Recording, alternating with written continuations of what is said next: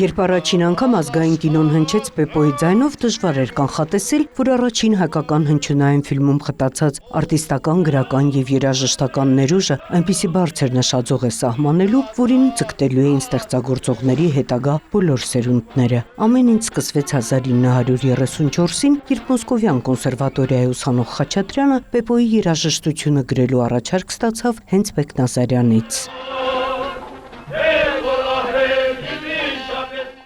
Պատկերացնում եմ, թե որքան էր հուզված մայեստրոն, ով դեռ երիտասարդ էր, բայց արդեն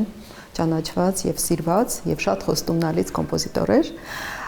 Այնքան արագ է նա հայտնվում կայարանում, որ նույնիսկ չի հասցնում իր ուսուցչին տեղեկացնել, որ բացակայելու է որոշ ժամանակ եւ արդեն գնացքից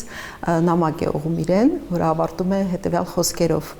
Խոստանում եմ վերադառնալ լավ երաժշտությամբ եւ մի շիշ հիանալի հայկական կոնյակով։ Արդեն 1935-ին մեծ համրը լսելի դարձավ նաև Խաչատրյանի գերող երաժշտությամբ։ Պեպոն Խաչատրյանի դեբյուտն էր կինոյում։ Կոմպոզիտորը սիրեց կինոն, իսկ կինոն ընդունեց նրա հանճարեղ երաժշտությունը, եւ Խաչատրյանը դարձավ խորհրդային կինոերաժշտության ամենահետաքրքիր հեղինակներից մեկը, գրելով 2 տասնյակից ավելի ֆիլմերի երաժշտություն, այդ թվում նաև Շեքսպիրյան հռչակավոր Օթելլոյի համար։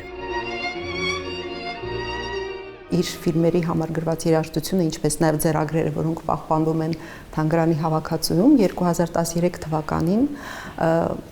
արձանագրվեցին որպես կարևորագույն մաս ՅՈՒՆԵՍԿՕ-ի աշխարհի հիշողություն միջազգային ռեեստրում, ինչը վկայում է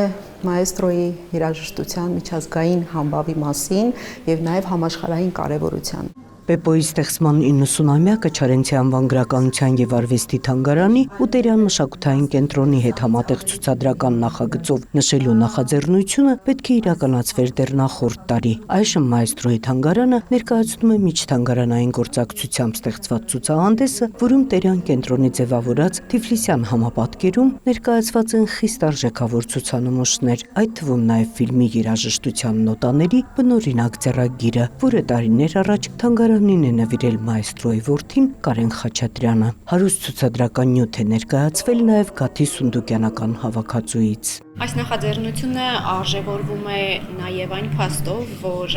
2 կառույցներ համատեղ են ներկայացնում Պեպոն, 2 կառույցներ, որոնց առաքելությունն է ներկայացնել, պահպանել ազգային մշակութային ժառանգությունը, եւ Պեպոն ինքնին շատ հետաքրքիր խորհրդանիշ է, որ միավորում է գրականությունը, թատրոնը, կինոն, երաժշտությունը։ Եվ հատուկ հոբելյանական տարվա առիթով Խաչատրյանի տուն-թանգարանն ի թիվս այլ հրատարակչական նորույթների Հայաստան հրատարակչության հետ հրատարակել է Պեպոյի երգի նոտաները։ Նունե Ալեքսանյան, Էդգար Դավթյան, լուրեր։